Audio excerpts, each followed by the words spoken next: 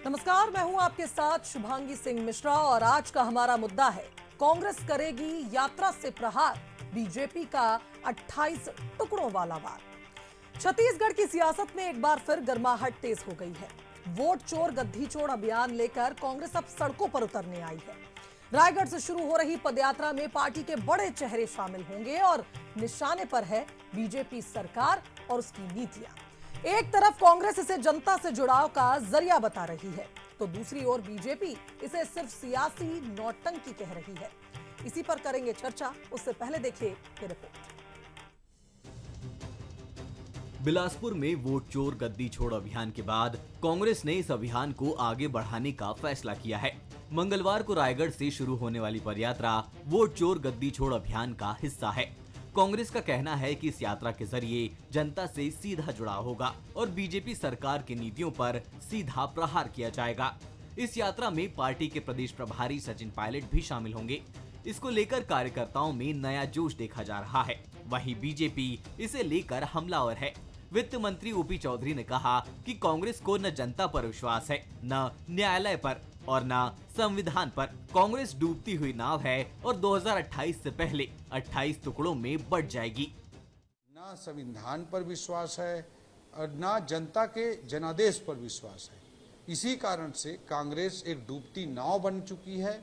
जनादेश पूरी तरह से, जन विश्वास पूरी तरह से खो चुकी है और उसी के कारण अनर्गल आरोप लगाने की गलत राजनीति, अनर्गल राजनीति ये करते रहते हैं। भाषा की मर्यादाओं को खोते रहते हैं और आज इसी कारण से पूरे देश में, पूरे छत्तीसगढ़ प्रदेश में जनता ने कांग्रेस को नकार दिया है और आगे ये डूबती नाव पूरी तरह से डूब करके समाप्त होगी। ओपी चौधरी के इस बयान ने कांग्रेस को पलटवार का मौका दे दिया। कांग्रेस प्रदेश अध्यक्ष दीपक बैज ने सीधे ओपी चौधरी पर निशाना साधा। बैज ने कहा कि 2028 में ओपी चौधरी जी नेता बनेंगे या नहीं, फिलहाल ये तय नहीं है। उन्हें पहले अपनी चिंता करनी चाहिए। 2028 में ओपी चौधरी जी नेता बनेंगे नहीं बनेंगे या कहां रहेंगे, पहले वो अपनी चिंता कर ले। रायगढ़ की क्या हालात है वो हम अच्छे से जान रहे। पहले अपनी चिंता कर ले, कांग्रेस की चिंता बाद में करें। अब सवाल ये है कि 3 दिन की ये पदयात्रा कांग्रेस को कितना सियासी फायदा दिला पाएगी। विधानसभा चुनाव 2028 में है, लेकिन ये यात्रा कांग्रेस को एकजुट करने और जनता से जुड़ने का बड़ा मंच साबित हो सकती है। वहीं बीजेपी इसे केवल प्रतीकात्मक विरोध मान रही है। असली परीक्षा जनता की भागीदारी से ही होगी। क्या ये यात्रा कांग्रेस के लिए संजीवनी बनेगी? ये फिलहाल वक्त के उस लम्हे में कैद है जो 2028 में सामने आएगा। गौरव शुक्ला, बंसल न्यूज, रायपुर। तो ऐसा पहली बार नहीं है जब कांग्रेस को कहीं ना कहीं गुटबाजी के मुद्दे पर बीजेपी ने घेरने की कोशिश की है, लेकिन इस बार कांग्रेस भी पूरी तैयारी में है। एक अभियान छिड़ा है देशव्यापी, जिसे अब रायगढ़ में भी देखने को मिलेगी, जिसकी कुछ तस्वीरें, जहां वोट चोर गद्दी चोर अभियान को बढ़ाया जाएगा। लेकिन बंसल न्यूज के कुछ सुलगते सवाल हैं कांग्रेस की इस यात्रा पर। पहला सवाल, क्या यात्रा 2028 के चुनाव की जमीन तैयार करने के लिए कांग्रेस का ट्रायल रन? दूसरा सवाल, 2028 से पहले कांग्रेस 28 टुकड़ों में बटेगी। ओपी चौधरी के इस दावे में कितना दम है? और तीसरा सवाल, क्या पदयात्रा कांग्रेस को एकजुट करेगी या गुटबाजी से फिर घायल होगी? आज इन्हीं सवालों के इर्द गिर्द रहेगी हमारी चर्चा। उससे पहले मिलिए हमारे आज के मेहमानों से। बीजेपी के प्रदेश प्रवक्ता अमित चिमनानी जी हमारे साथ जुड़ रहे हैं। स्वागत करती हूँ चिमनानी जी आपका। कांग्रेस के प्रदेश प्रवक्ता डॉक्टर अजय साहू हमारे साथ इस चर्चा में हैं। अजय जी आपका भी स्वागत। और वरिष्ठ पत्रकार अनिरुद्ध दुबे जी भी हमारे साथ इस चर्चा में रहेंगे। अनिरुद्ध जी आपका भी स्वागत है। अनिरुद्ध जी, वो तस्वीर, बिलासपुर का एक सार्वजनिक मंच जिस पर अचानक ही एक नेता का माइक छीना जाता है और उसके बाद फिर संकेत मिलते हैं कि क्या सब कुछ ठीक नहीं है। और अब लग रहा है कि कल जो यात्रा निकलने वाली है इस पर भी सियासत तो खूब होगी, लेकिन यात्रा कुछ ना कुछ देकर जाती है। ऐसा हमने पहले भी देखा है। क्या इस बार कांग्रेस के लिए यह यात्रा संजीवनी का काम करेगी? क्या है कि जो माइक छीनने वाली जो आप बात कर रहे हैं मंच पे, ये कभी कभी ऐसी आकस्मिक घटना हो जाती है। मैं नहीं सोचता कि कोई इरादतन करता होगा, टारगेट में करता होगा और कोई जानबूझ के मंच पे लड़ता होगा। और आज जब सोशल मीडिया का ज़माना है, हर हाथ में कैमरे हैं, तो आदमी कोई मतलब ये है कि जानबूझ के ऐसा कृत्य नहीं करेगा। और संयोग ये देखिए कि अभी जो है आपकी स्क्रीन में मैंने ओपी चौधरी जी को देखा, और इसी रायपुर में रायपुर नगर निगम का जो है यहाँ पे शपथ ग्रहण समारोह था पार्षदों का गांधी चौक के भव्य मैदान पे। तो पूर्व विधायक जो रायपुर से 2 बार विधायक रह चुके हैं, स्वरूप चंद जैन जी, वो माइक से अपनी बात रखने की कोशिश कर रहे थे पार्षदों के शपथ ग्रहण समारोह में गांधी चौक के मैदान में जी। उस समय ओपी चौधरी जी अभी जो है वो रायपुर नगर निगम कमिश्नर थे और उन्होंने माइक छीना था। तो मैं ये नहीं, मेरा ये कहने का आशय नहीं है, देखिए कोई प्रोटोकॉल होगा, कोई नियम होगा, कोई सिस्टम होगा, बिल्कुल ठीक। तो फिर वहां पे आखिरी लाइन ये कहते हुए कि देखो ये मैं कुछ कहने की कोशिश कर रहा हूं और कमिश्नर साहब माइक छीन रहे हैं, ये स्वरूप चंद जैन जी का यहाँ पे कथन था। वो घटना मुझे आज भी याद है। लेकिन अभी आपने जो जांगड़ जी का जिक्र किया कि जांगड़ जी सह प्रभारी हैं कांग्रेस के, उन्होंने अमरजीत भगत जी के हाथ से माइक छीना, तो वहां पे घटनाक्रम कुछ था। देखिए क्या है कि अमरजीत भगत जी जो है हमेशा अजय रहे, वो तो अभी इस चुनाव में हार गए। तो क्या है कि एक और बड़े वो आत्मविश्वासी नेता है और बड़ी प्रखरता से अपनी बात रखते हैं, चाहे वो सड़क पे हो, चाहे वो सदन पे हो, विधानसभा में बरसों से मैं उन्हें देखते आ रहा हूँ। तो कभी कभी ये होता है कि जब मतलब कोई तेज तर्रार नेता हो तो कुछ बोलने की लिमिटेशन कई बार जो है बहुत थोड़ा सा समय सीमा भी कभी-कभी एक बहुत बड़ी जाते जाता है।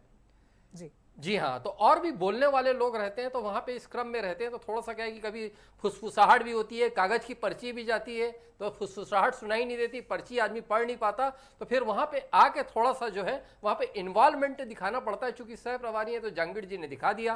अब बात बिलासपुर और रायगढ़ की जो बात है, तो देखिए जो ओपी चौधरी जी पे मैं फिर लौट रहा हूँ। आज की तारीख में छत्तीसगढ़ सरकार के वो कद्दावर मंत्री हैं, बिल्कुल। मतलब डिपार्टमेंट में अगर कहीं कोई बहुत तेज बैटिंग हो रही है, मतलब वर्क को लेके, क्योंकि कमिश्नर रहे, कलेक्टर रहे, फिर सचिव स्तर तक के गए, तो निश्चित रूप से उन्होंने तो बड़ी बारीकी से हर चीज को देखा। फिर छत्तीसगढ़ के में पैदा हुए वो IAS अफसर हैं, यहीं के नेता हैं, मतलब ऐसा नहीं कि बाहर के किसी स्टेट से आए। तो कांग्रेस इस बात को भली भांति जान रही है कि कौन बीजेपी में कौन कितना बड़ा चेहरा है और चोट कहाँ करना है। जो एक अपनी विपक्ष की रणनीति है, तो बिल्कुल स्वाभाविक है कि वो अपनी जगह सही है, तो उसने अगर कहीं ओपी चौधरी जी या उनके क्षेत्र को टारगेट करने का अब अगला कदम उठा लिया है, तो इसमें कोई आश्चर्य नहीं है। और विपक्ष के नाते तो उसका एक जो बड़ा कदम होना चाहिए था वो है। बिल्कुल, लेकिन एक बड़ा बयान और एक बड़ा दावा, इसे हम कहेंगे कि 28 गुटों में बंट जाएगी कांग्रेस, ये बड़ी बात कह दी है मंत्री ओपी चौधरी ने, जो इस वक्त आप कह रहे हैं कि फुल फॉर्म में बैटिंग कर रहे हैं। चिमनानी जी, इतना बड़ा दावा किस आधार पर?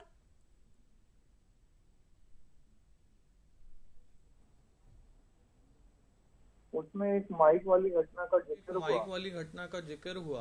कई ऐसी घटनाएं और हुई जिन्होंने उस सभा को कांग्रेस नेताओं के लिए जंग का मैदान बना दिया था।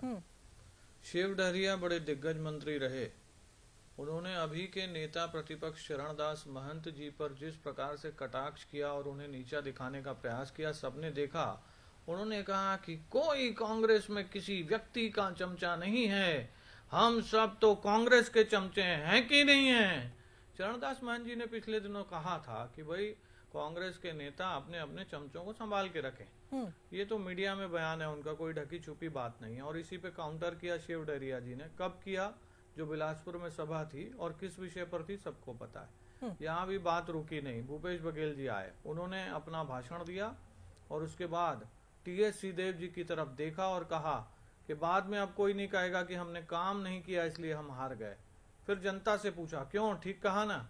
उन्होंने TS सिंहदेव जी को नीचा दिखाने का काम किया, जो उन्हीं के मुख्यमंत्री रहते, उप मुख्यमंत्री थे, और कांग्रेस के तो बड़े कद्दावर नेता हैं ही हैं। पिछले दिनों रविंद्र चौबे जी का क्या हाल हुआ, वो भी बड़े सीनियर मंत्री हैं। एक बार उन्होंने बयान दे दिया कि भूपेश बघेल जी जो हैं वो नेतृत्व करें, तो दीपक बैज जी ने और कांग्रेस पार्टी ने उनके जूते घिसवा दिए, लेकिन दीपक बैज जी उनसे मिलने को तैयार नहीं थे। लगातार फिर बहुत हाथ पैर जोड़ने के बाद दीपक जी ने उन्हें टाइम दिया, अपने बाजू वाली कुर्सी पर बिठवाया, अपनी बहुत सारी तारीफ करवाई, और उसके बाद फिर जो अनुशासनहीनता की तलवार लटक रही थी कार्यवाही की, उसमें कहीं पे कोई कमी आई। दीपक बैज जी जो प्रदेश के अध्यक्ष हैं, उनके खुद की मीटिंग में उनका मोबाइल कांग्रेस भवन से ही चोरी हो जा रहा है। ऐसी तमाम घटनाएं हैं जो कांग्रेस की रोज निकल के आती हैं।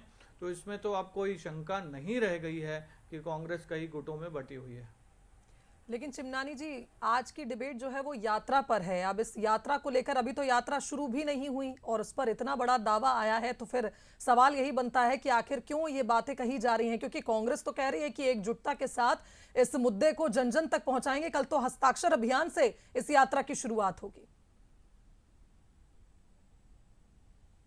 अब तक कांग्रेस के लोग चाहे मीटिंगों में जब बैठे हैं साथ में या सभाओं में बैठे हैं, तो उनका ट्रैक रिकॉर्ड बड़ा खराब है। मैंने आपको बताया, इनको जो यात्राएं करनी है करें, ये कोई प्रदेश का विषय तो है नहीं।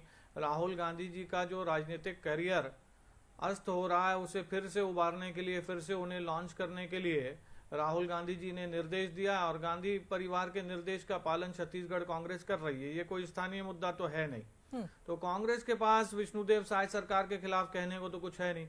तो फिर इस प्रकार की यात्राएं जो राहुल गांधी जी को रीलॉन्च करने का एक प्रयास है, वो ये करते हैं, वो करें, उनकी मर्जी है। वो उन्होंने तय किया है कि उनको प्रदेश और देश से मतलब नहीं है और राहुल गांधी जी का आदेश मानना है और उन्हीं की राजनीति चमकाने का काम करना है, तो वो उनकी एक मजबूरी है। चलिए ठीक है, अजय साहू जी भी हमारे साथ मौजूद है। साहू जी, ये कोई स्थानीय मुद्दा तो है नहीं कि 3 दिवसीय यात्रा निकाली जा रही है।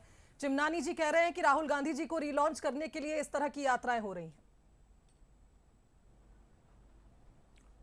देखिए शुभांगी जी, राहुल गांधी इस देश के नेता प्रतिपक्ष हैं और नेता प्रतिपक्ष प्रधानमंत्री के बाद दूसरा व्यक्ति होता है। तो रीलॉन्च वाली जो बात है वो तो चिमनानी जी अपना राजनीतिक धर्म निभा रहे हैं अपनी पार्टी की तरफ से, तो वो उनको मुबारक हो। राहुल गांधी वो नेता हैं जिसने इस देश को अपने दोनों पांवों से नापने का काम किया है। लगभग 5000 किलोमीटर की पैदल यात्रा की है। स्वामी विवेकानंद के बाद आज तक इस देश में किसी राजनेता ने इस तरीके की यात्रा नहीं की है। भारतीय जनता पार्टी के नेता तो ये कल्पना भी नहीं कर सकते। तो राहुल गांधी के बारे में टिप्पणी करने से पहले अपनी हैसियत, अपना कद देख लेना चाहिए, उसके बाद बात करना चाहिए।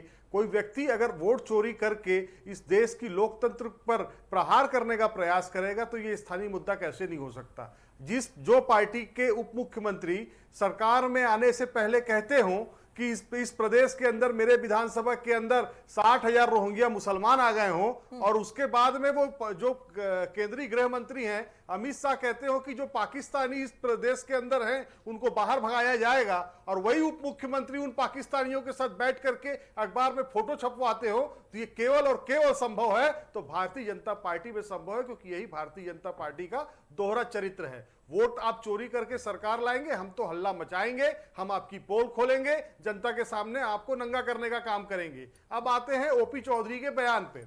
ओपी चौधरी, कोई मैं ये अकेले नहीं कह रहा हूं, पूरा प्रदेश जानता है कि नौकरशाह से भारतीय जनता पार्टी के किसी कार्यकर्ता का हक मार करके इस जगह तक पहुंचे हुए हैं, और मेरा तो यह कहना है कि वो अभी अपरिपक्व राजनेता हैं और ये उनकी राजनीतिक पारी की अंतिम चढ़ाई है। और इसीलिए जो दिया है वो बुझने से पहले थोड़ा ज्यादा फड़फड़ाता है, तो ओपी चौधरी भी उसी तरीके से फड़फड़ाने का काम कर रहे हैं। 2028 में कांग्रेस का क्या होगा तो इसकी चिंता ओपी चौधरी ना करें। सुन तो लीजिए शुभांगी जी, सुन तो लीजिए। जी मैं सुन रही हूँ, मैं सिर्फ ऐड ऑन कर रही हूँ कि पहली बार तो नहीं है कि गुटबाजी की बात हो रही हो आपकी पार्टी को लेकर, और फिर गुटबाजी के लिए ही बड़ा बयान दे दिया गया। अच्छा जी 2028 में ओपी चौधरी रायगढ़ से चुनाव जीत पाएंगे नहीं जीत पाएंगे, क्योंकि उनके यहां भी जिस तरीके से वोट चोरी हुई है, हमारे कांग्रेस के कार्यकर्ता एक एक घर जाकर के देखेंगे कि कितने एक कमरे 10 बाई 10 के कमरे में कितने 100 लोगों को इन्होंने रखा है और किस तरीके से धांधली की है। और जब निर्वाचन आयोग से बात करते हैं तो वो कहते हैं बहू बेटियों की इज्जत खराब हो जाएगी, और संसद में जब पोलिंग होता है तो उन्हीं की फोटो निर्वाचन आयोग जारी करता है। तो ये भारतीय जनता पार्टी का चरित्र है। भारतीय जनता पार्टी कांग्रेस के अंदर बहुत गंभीर नजर रखती है, लेकिन इतनी ही नजर अपने घर के अंदर रख ले। अजय चंद्राकर जी 10,000 सदस्य बनाए थे भाजपा के, मंच पर उनका स्वागत हो रहा था, ऐसा ही गमछा था, उसको किस तरीके से फेंक करके उन्होंने किरण देव जी के ऊपर सम्मान लौटाने का प्रयास किया। इनके मंत्रिमंडल का गठन होता है, अजय चंद्राकर जैसे के साथ और भी जो बहुत सारे वरिष्ठ नेता हैं वो उस शपथ ग्रहण समारोह का बहिष्कार कर देते हैं। ये सारी चीजें जो है वो भारतीय जनता पार्टी के नेताओं को नहीं दिखेगी, क्योंकि इनका चरित्र है, ये दूसरों के घर में झांकने का काम करते हैं। और इनको जो ये 2028 की जो बात ओपी चौधरी कर रहे हैं, मैं बता दूं 2028 में भारतीय जनता पार्टी की सरकार के पतन का सबसे बड़ा कारण कोई होगा तो वो ओपी चौधरी होंगे। इस प्रदेश के अंदर जो रही बची कुची जो साख है उसको समाप्त करने का कोई काम करेगा तो वो ओपी चौधरी करने वाले हैं। भारतीय चलिए, जनता ठीक पार्टी है। को ओपी चौधरी से सतर्क रहने की आवश्यकता है। ठीक है, चिमनानी जी सतर्क रहिए ओपी चौधरी जी से। बड़ी दावा कर रहे हैं, बड़ा दावा कर रहे हैं अजय साहू जी। सतर्क तो अब कांग्रेस को किस प्रकार से रहना चाहिए ये उनको पता है, लेकिन चूंकि हर राजनीतिक व्यक्ति की शायद एक जिम्मेदारी होती है कि अपनी पार्टी के खिलाफ भी कोई बात हो तो वो नहीं बोल पाता है। तो अजय जी आज उसी धर्म का पालन कर रहे हैं। जितनी भी बातें मैंने कही वो पब्लिक डोमेन में हैं, आप मीडिया के लोगों के पास हैं, और अजय जी जो बातें कर रहे हैं वो काल्पनिक है, उसका कोई एविडेंस नहीं है, उसका कोई तर्क नहीं है। वो ओपी जी के बारे में कह रहे हैं, ओपी जी एक बड़े विजन के साथ छत्तीसगढ़ की अर्थव्यवस्था को बहुत बड़ी अर्थव्यवस्था बनाने के लिए एक विजन लेकर के काम कर रहे हैं। बहुत सारे उन्होंने अच्छे काम भी किए हैं।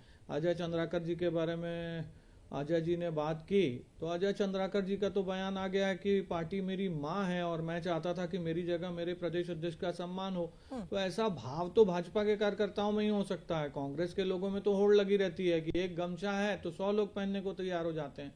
तो हमारे नेताओं ने जिस बात पे बहुत अच्छे से स्पष्ट किया है वो बयान भी कांग्रेस गिनवाती रहती है, और जो हम तथ्यात्मक बातें बोलते हैं उस पर कांग्रेस के पास कोई जवाब नहीं होता।